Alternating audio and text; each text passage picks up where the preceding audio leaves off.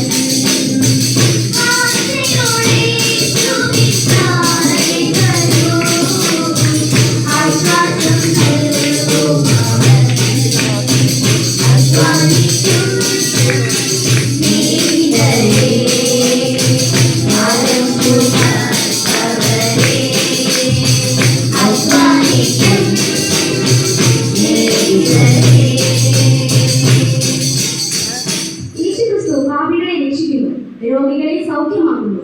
അവന്റെ അടിപ്പിടലുകളാൽ പാപികളായ നമുക്ക് സൗഖ്യം വന്നിരിക്കുന്നു. അവന്റെ സാക്ഷികളായാണ് പ്രിയമുള്ളവരെ ഞങ്ങൾ ഇവിടെ നിൽക്കുന്നത്. അവന്റെ കാര്യങ്ങളാൽ സൗഖ്യം പ്രാപിച്ച പ്രിയ സഹോദരന്റെ സാക്ഷി നമുക്ക് ശ്രമിക്കാം.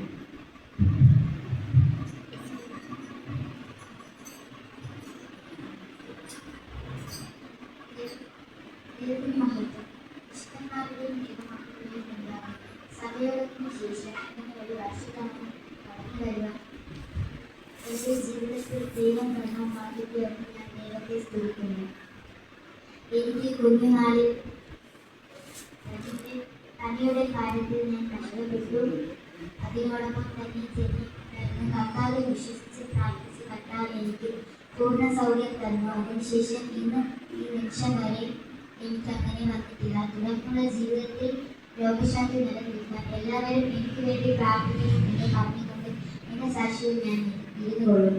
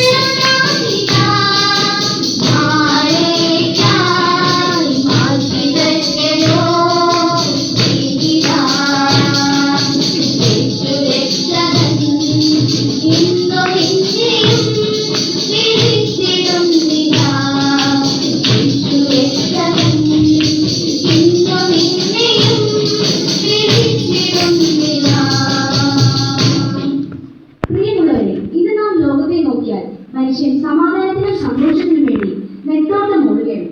ചുട്ടുകൊള്ളുന്ന സൂര്യന്റെ വേലിൽ പുറമേയുള്ള രൂപം വെന്തൊരുങ്ങുമ്പോൾ ആത്മാവാകുന്ന ഉൾരൂപം ഏകാന്തതയിൽ ഒഴുകുന്നു. നിത്യസമാധാനത്താൽ നമുക്ക് യേശുവിനെ ചാരി പോകാം. യഥാർത്ഥ സത്യദൈവത്തിന്റെ തിരുവചനത്തിന്റെ അടിസ്ഥാനത്തിൽ നമുക്ക് വായിച്ചെടുക്കാം. ദൈവത്തിന് മഹത്വം. ദൈവത്തിന്റെ വിശുദ്ധമായ നാമം വാഴ്ത്തപ്പെടുമാറാകട്ടെ.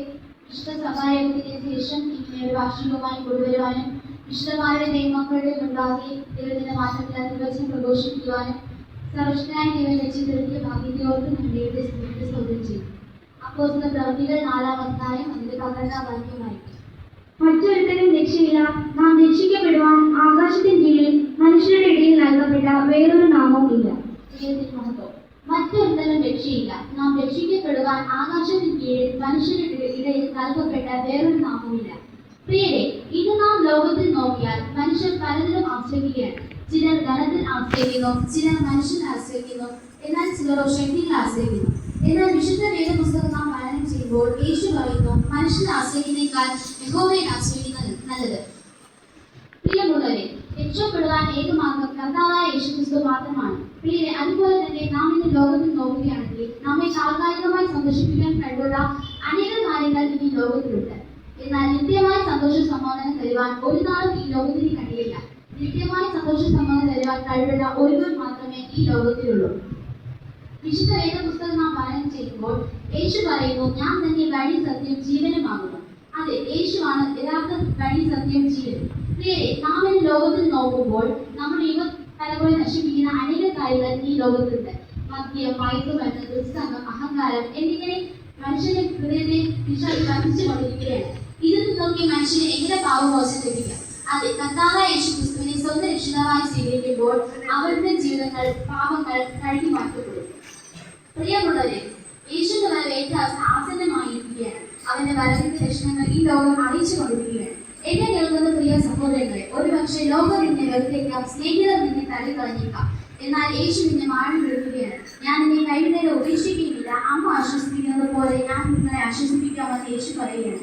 പ്രിയമുള്ളവരെ, കർത്താവിന്റെ വരവ് ഏറ്റവും ആസന്നമായിരിക്കുകയാണ്. ലോക സംഭവങ്ങൾ അത് വിളിച്ചറിയിച്ചു കൊണ്ടിരിക്കുകയാണ്. ഒരിടത്ത് യുദ്ധങ്ങൾ അവസാനിക്കുമ്പോൾ മറിയിടങ്ങൾ യുദ്ധങ്ങൾ ആരംഭിക്കുകയാണ്. ഇതൊക്കെ കർത്താവായ യേശുക്രിസ്തുവിന്റെ വരവിന്റെ ലക്ഷണങ്ങൾ അറിഞ്ഞുകൊണ്ട് അവരുടെ വരവേണ്ടി നമുക്ക് ഒരുങ്ങാം. ഈ വസ്തുവാൻ നാം ദൈവത്തിൽ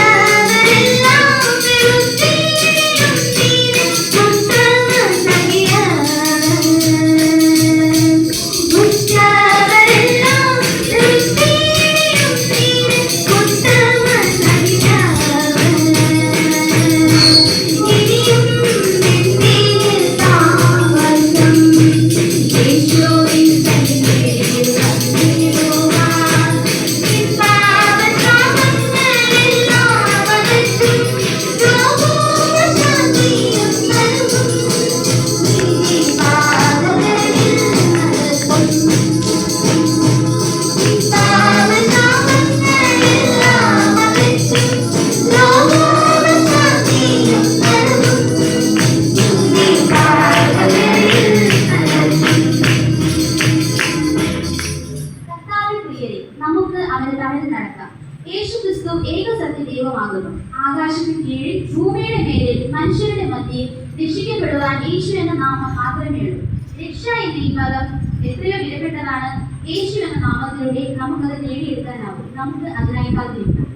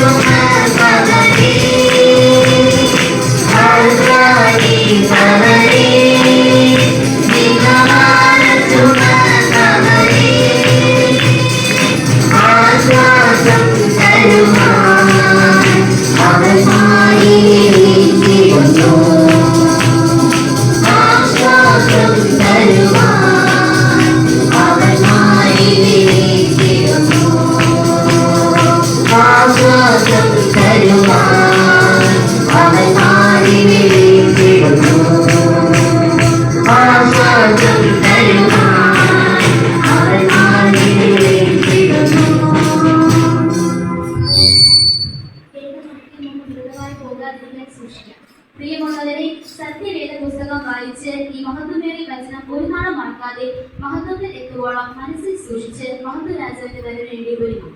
പ്രാർത്ഥിക്കാം.